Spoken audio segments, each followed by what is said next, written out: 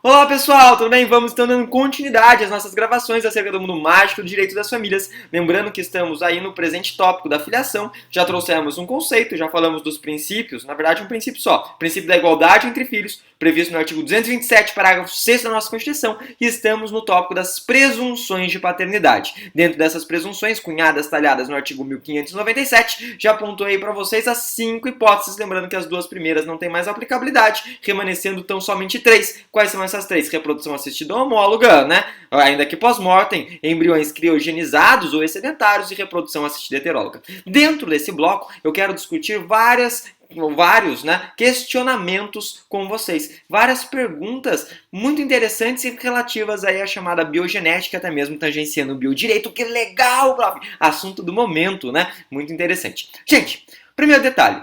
Acabei de falar com vocês, pelo menos no último bloco, que em algumas situações nós já tivemos aí, por exemplo, o caso de chinês manipulando material genético humano e criando, né, aí algumas modificações que vão perdurar para o resto de nossa existência. Então, debatemos também recentemente a possibilidade de duas mulheres, obviamente também fazendo a segregação do material genético de cada um, gerar uma nova vida, como aconteceu aí na Austrália. Tudo isso dentro dessa nossa última década. Por que você está perguntando isso? Pelo seguinte, se nós já estamos no estágio tão avançado da ciência, eu quero saber o seguinte: prof, é possível a escolha do material genético que eu vou aplicar dentro do meu filho? Eu posso, então, de certa forma, fazer um catálogo de material genético, eleger dentro desse catálogo aquilo que eu quero e inserir no meu filho? Isso é possível, gente? Em outras palavras, eu posso, como se fosse aquele filme Gataca, a experiência genética? Diga-se de passagem, vou deixar isso como tarefa de casa para vocês. Assistam Gataca, a experiência genética,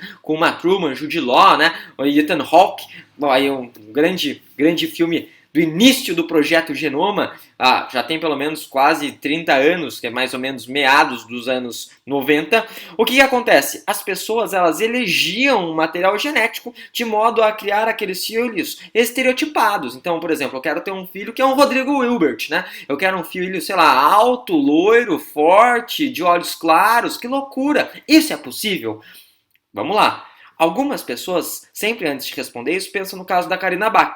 E falam assim, prof, mas a Carina Bach, ela fez exatamente isso. Não, ela não fez exatamente isso. Então vamos lá. Gente, a seleção específica de material genético buscando um filho estereotipado não é possível. Por que não é possível? Porque se assim nós fizermos, de certa forma, como critica a doutrina, nós estaríamos rememorando ou até mesmo revivendo o período nazista. Por que estaremos rememorando ou revivendo o período nazista? Porque, de certa forma, nós estamos brincando de Deus, né? Estamos aí buscando, quiçá, uma raça, hashtag, né? Sei lá, pura. Hashtag não, entre aspas, né? Uma raça pura. Que loucura é essa? Então, a seleção de material genético para que nós possamos aí criar uns filhos pré-concebidos, né, no sentido tipo assim de filhos, numa proposta já de um estereótipo criado, isso não existe. O que a Carina Bach fez, em contrapartida, não foi a seleção daquele material genético para criar um filho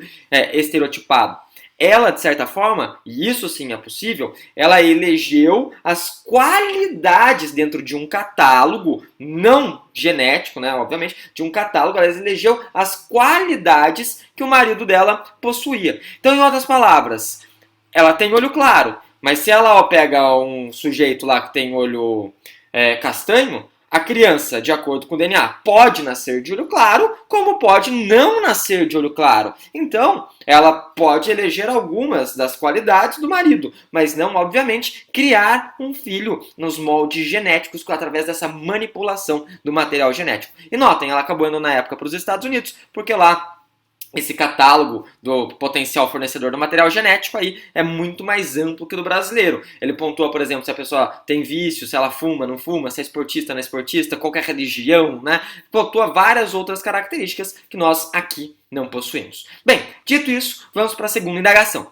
A segunda indagação é a seguinte. Prof, eu estava falando da reprodução assistida heteróloga e eu lembrei que reprodução assistida heteróloga é aquela que o marido autoriza que a mulher se utilize de material genético de terceiro, porque muitas vezes esse marido, ele tem azospermia, a ausência de material genético, né, porra nenhuma, ou de repente ele tem oligospermia, ou seja, pouco material genético. Beleza, tranquilo.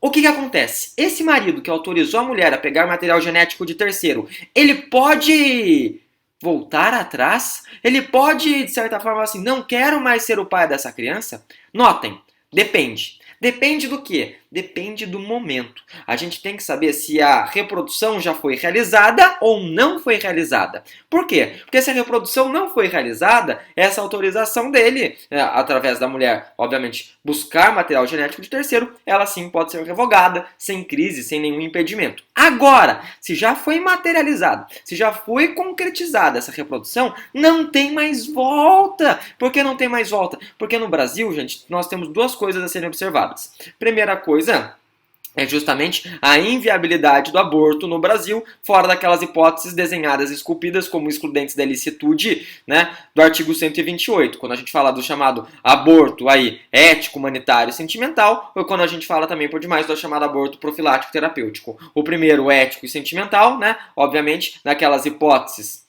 onde nós temos estupro, e no terapêutico e profilático, quando a mulher corre risco de vida, né? Essas hipóteses não tem nenhum empecilho. Lembrando também da DPF de número 54, que franqueia, que viabiliza a possibilidade de aborto no caso de feto com acrania, anencefalia, ou seja, ausência aí de cérebro, razão pela qual não há vida, né? Lembrando que a morte se dá justamente com a ausência, né, da vida neurológica, né, crânioencefálica. Seria mais ou menos essa a proposta. Gente, por que você está falando disso então? Óbvio, se ele já autorizou e já foi realizada a reprodução, não tem como voltar atrás, porque o aborto no Brasil é um ato, né, inviabilizado. E número 2, que a gente pode trazer como uma informação de certa forma precípua, até mesmo dentro do direito civil. Não devemos nos esquecer dos conceitos parcelares da boa-fé. Um deles é o conceito ou o princípio que a gente pode trabalhar do venire contra factum próprio, ó dedinho. Não potest. Ou seja, o ordenamento ele obsta, veda comportamentos de natureza contraditórias. Tudo bem? Tudo tranquilo? Show de bola. Prof, vamos para a terceira pergunta. Tô empolgado, eu também. Qual que é a terceira indagação? A terceira indagação é a seguinte, né? Vocês não sabem. Eu realizei uma reprodução heteróloga, né? Então, em outras palavras, marido e mulher, eles chegaram a materializar essa reprodução heteróloga. E dessa reprodução heteróloga, com material genético de terceiro, o que aconteceu? Né? Nasceu uma criança. Show de bola, até aí tranquilo. Só que, nas curvas da Estrada de Santos, né? Citando aí Tony Tornado, o que acontece? Os pais, na condução do seu veículo automotor, colidem e vêm a óbito. Ou seja, as criaturas conhecem o Criador, vão ver a grama nascer por baixo, vestem o paletó de madeira, dão um último suspiro, fazem um desenlace, né, vão em direção à luz, ou como fala o Código Civil, no direito sucessório, aberta a sucessão. Né? Eles morreram, deixaram o plano carnal e foram para o plano etéreo. A criança, contudo, entretanto, todavia, ela sobreviveu. O que eu quero saber? É possível que essa criança que sobreviveu, sabendo que, óbvio, ela é oriunda geneticamente não do seu pai, ou seja, ela é oriunda de um terceiro, ela pode buscar quem é o fornecedor do material genético? Essa criança que sobreviveu pode, então, de certa forma, buscar quem é o terceiro? Notem! E é importante também de ser dito. No Brasil, nós não temos um incentivo às pessoas que fornecem material genético, diferentemente do que acontece nos Estados Unidos. Nos Estados Unidos, inclusive, quando a pessoa fornece material genético, ela recebe uma quantidade em dinheiro. É tão interessante isso, de certa forma, que o primeiro episódio da série The Big Bang Theory tá lá Leonard Chernobyl buscando justamente, né, essa quantia em dinheiro. Depois eles até abrem mão. Como também podemos falar daquele filme que o sujeito tem 300 e poucos filhos, que deu até origem a uma novela, né? Uma novela que era com o Domingos Montanher, aquele que acabou falecendo no Rio São Francisco. Tudo bem? Show de bola. Juliana Drummond também fazia parte, era uma das filhas. E de qualquer forma, Isabela Drummond. Por que você está falando disso? Pelo seguinte, o Brasil, ele não incentiva o quê? O fornecimento do material genético.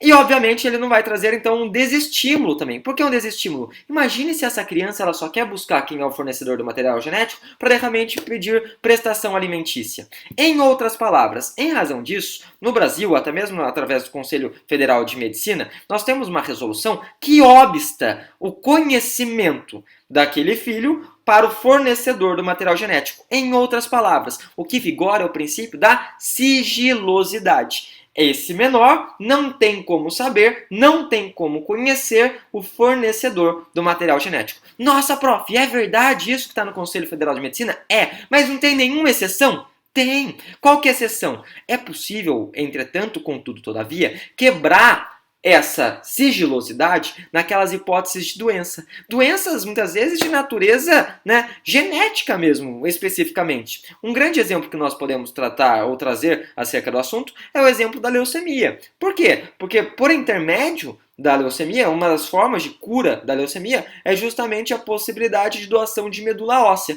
A grande compatibilidade existente acerca da medula óssea se dá entre pessoas que têm o mesmo vínculo genético. Então, em outras palavras, ela poderia pedir a quebra do sigilo para buscar o fornecedor do material genético nessa hipótese? Nessa hipótese, sim. Ocorre, entretanto, só lembrando que não é porque ela quebrou o sigilo que aquele terceiro ele fica obrigado a realizar a doação da medula óssea. Tudo bem? Show de bola?